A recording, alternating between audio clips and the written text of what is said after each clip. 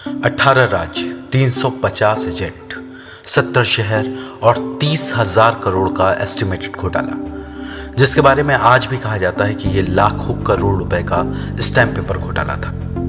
अब्दुल करीम तेलगी के बारे में आपने खूब सुना होगा, लेकिन आपको अंदाजा भी नहीं होगा कि आज भी वो फेक स्टैम्प आपकी प्रॉपर्टी या लोन के पेपर्स के तौर पर किसी लॉकर में बंद है। कोई भी ट्रांजैक्शन हो, उसके लिए स्टैम्प चाहिए।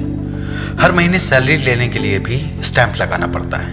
इंश्योरेंस के लिए भी इंश्योरेंस स्टैम्प लगाना पड़ता है। स्टैम्प पेपर लीगल वैलिडिटी के लिए ज़रूरी है, कागजात के लिए ज़रूरी है, ज़मीन जायदाद के लिए ज़रूरी है, कॉन्ट्रैक्ट के लिए स्टैम्प पेपर का इस्तेमाल होता है।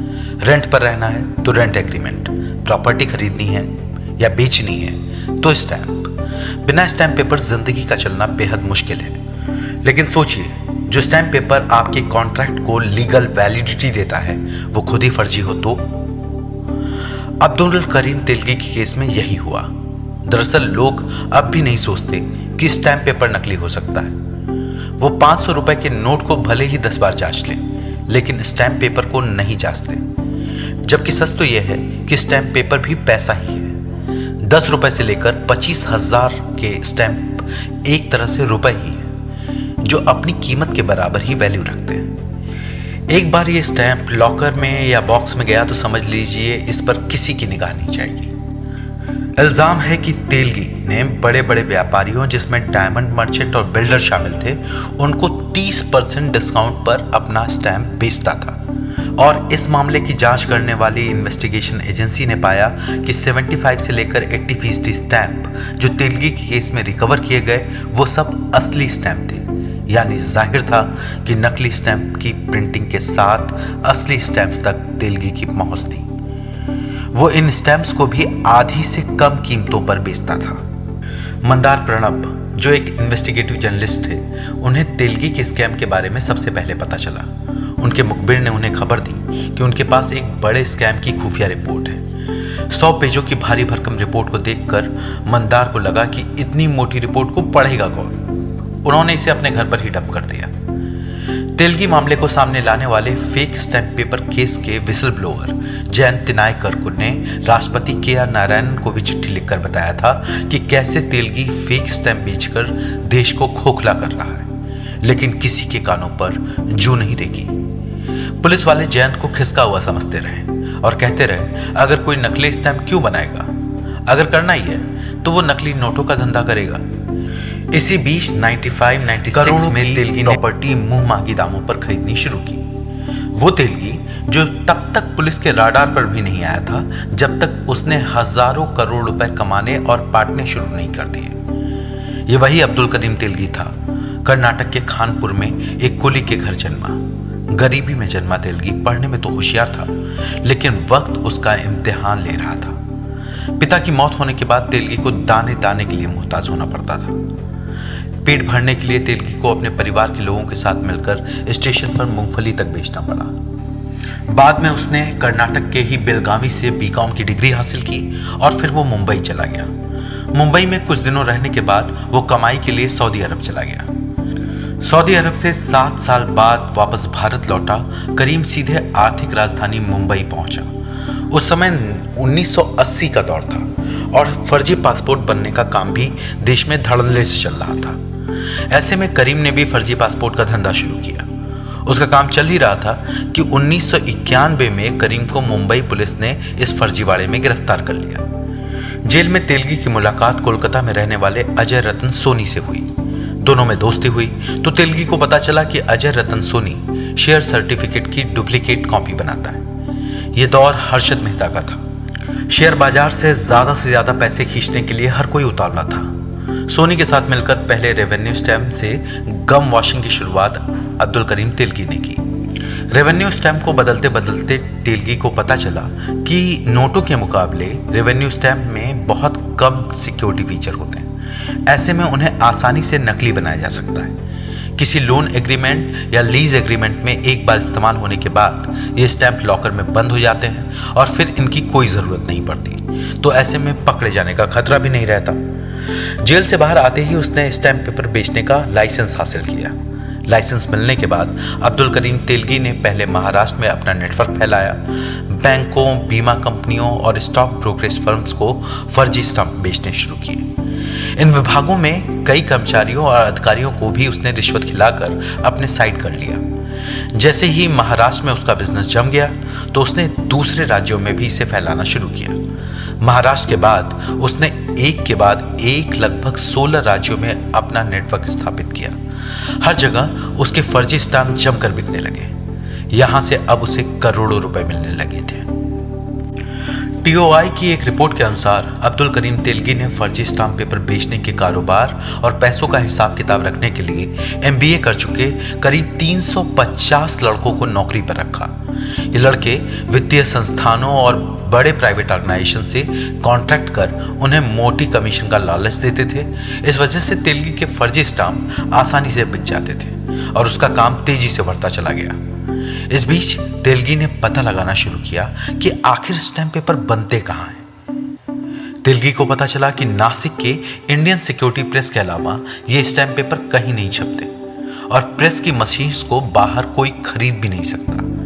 Chief of stamp investigation team R Sreekumar के मुताबिक तेलगी ने नासिक के सिक्योरिटी प्रेस में अपने कनेक्शन बनाए और इन कनेक्शंस के बदौलत उसने प्रेस से स्क्रैप के तौर पर बिकने वाली मशीनों को सही सलामत हालत में खरीदा। यानी तोड़ी गई मशीनें नहीं, बिल्कुल सही मशीनें। इसके बाद उसने स्टैम्प पेपर के पॉजिटिव का जुगाड़ किया जिससे प्रिंटिंग के लिए प्लेट बनती है। 10 रुपए का स्टाम्प पेपर हो या 1000 का, छापने की तकनीक एक ही होती है, इसलिए एक ही मशीन से करोड़ों रुपए के स्टैम्प छापे गए। हैरानी की बात यह है कि कोई कभी नहीं जान पाया कि उसने वो फर्जी पेपर कहां छापे। किसी जांच एजेंसी को छपाई के अड्डे की जानकारी तक नहीं मिली। इसलिए दूसरी थ्योरी यह भी है कि तेलगी ने स्टैम्प पेपर कभी छापे ही नहीं, उसे ओरिजिनल स्टैम्प चोरी छिपे मिलते रहे। ये बिल्कुल ओरिजिनल स्टैम्प थे। दावा यह भी है कि तेलगी किसी और के लिए काम करता था, लेकिन चेहरा वही था। फेक स्टैम्प पेपर केस का असल मुजरिम कभी शायद सामने आया ही नहीं। आर श्री कुमार के बीबीसी के दिए इंटरव्यू के मुताबिक सिक्योरिटी प्रेस से स्टैम्प पेपर रास्ते में चुरा लिए जाते थे और फिर असली और नकली स्टैम्प पेपर को मिक्स करके बाजार में बेचा जाता था, जिसे कभी कोई नहीं पकड़ पाया। इस केस से जुड़े लोगों के मुताबिक नासिक और मनमाड के बीच ट्रेन के रास्ते में जो ट्रेन स्टैम्प पेपर को लेकर जाती थी उसे बीच में रोककर स्टेशन वैगन से स्टैम्प पेपर चुराए जाते थे। लेकिन इस केस को इन्वेस्टिगेट कर रही सीबीआई और एसआईटी ने कभी ध्यान ही नहीं दिया, शायद पॉलिटिकल प्रेशर की वजह से। अब्दुल करीम तेलगी ने अपना बिजनेस इतना ऑर्गेनाइज किया कि 1994 से लेकर 2002 तक बाजार में आने वाले 95% स्टैम्प पेपर फेक थे। सोचिए कि इस दौरान जिन लोगों ने स्टैम्प पेपर का इस्तेमाल किया उन्हें शायद अब तक नहीं पता कि उन्होंने प्रॉपर्टी, लोन या कॉन्ट्रैक्ट के लिए जो स्टैम्प यूज़ किए और उन्हें लॉकर्स में बंद कर दिया वो असल में फेक हैं। तेलगी ने मार्केटिंग, सेल्स, डिस्पैच, बैंकिंग सबके लिए अलग डिपार्टमेंट बनाए, अपने क्राइम का एक पूरा सिस्टम बनाया। अब्दुल करीम तेलगी काफ़ी शौकीन मिजाज आदमी था। उसको बार में जाकर डांस देखने का शौक था।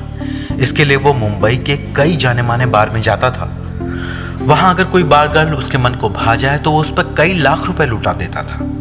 2002 के नवंबर में गिरफ्तारी से करीब 2 महीने पहले तेलगी मुंबई शहर के एक जाने माने बार में गया था, जहां उसे एक बार डांसर तरन्नुम खान इतनी पसंद आ गई थी कि उसने उस पर पैसों की बारिश कर दी।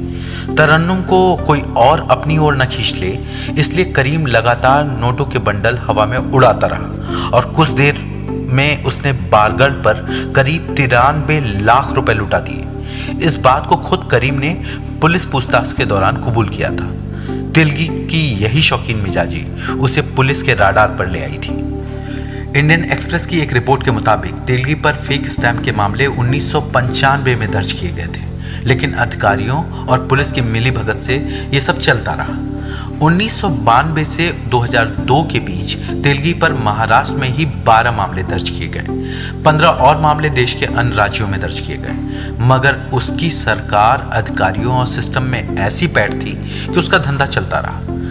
2001 में अजमेर में गिरफ्तारी के बाद पूछताछ के दौरान तेलगी ने जांच अधिकारी से कहा था कि फर्जी पेपर स्टैंप आज़ादी के बाद से ही चलन में है।